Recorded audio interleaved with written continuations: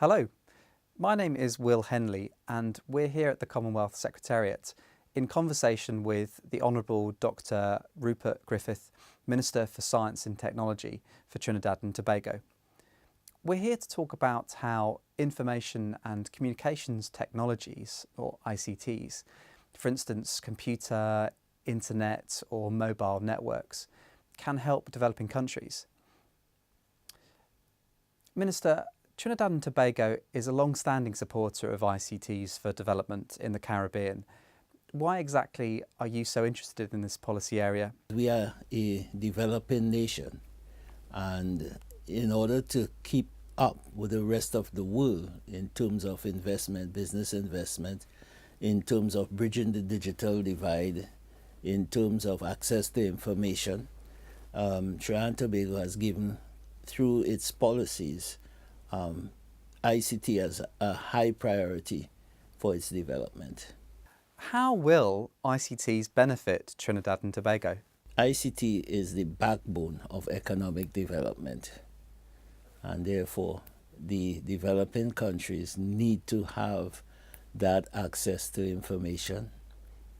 They need to have sharing information mechanism and to foster the economic development in each country.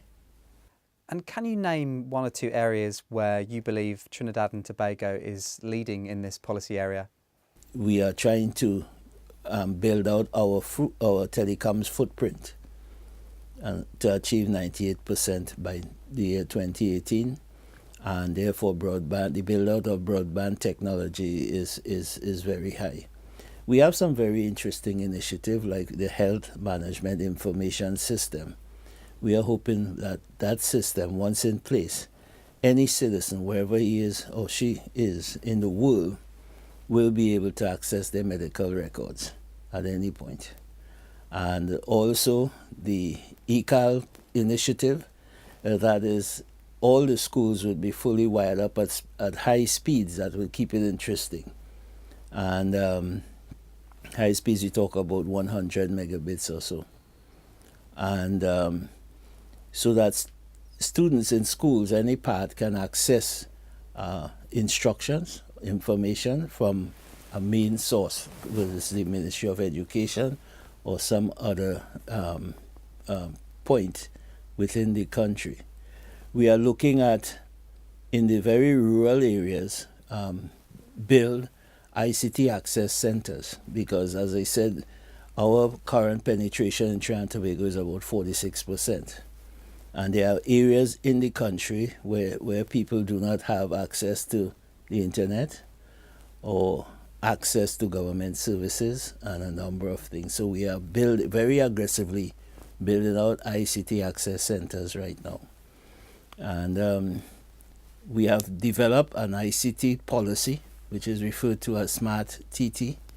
And that policy really is the roadmap for the overall development of ICT and technology in Trinidad and Tobago. So those are just some of the few things that we are doing.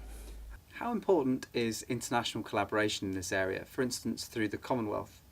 Well, the Commonwealth has done has granted a lot of technical assistance in many projects in Trinidad and Tobago. For instance, the ICT access centers, the Commonwealth, the CTO had a study tour in Trinidad, and they did scoping missions for us, and the system we developed and now putting in place as a result of that intervention.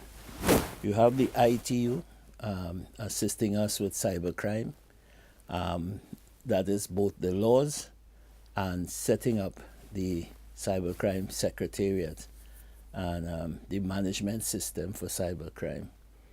And you have many other international agencies, such as like the World Bank and the International Finance Corporation, whereby they are assisting us in building out the broadband technology for Trinidad and Tobago. So it's a lot of international support we are getting in our development.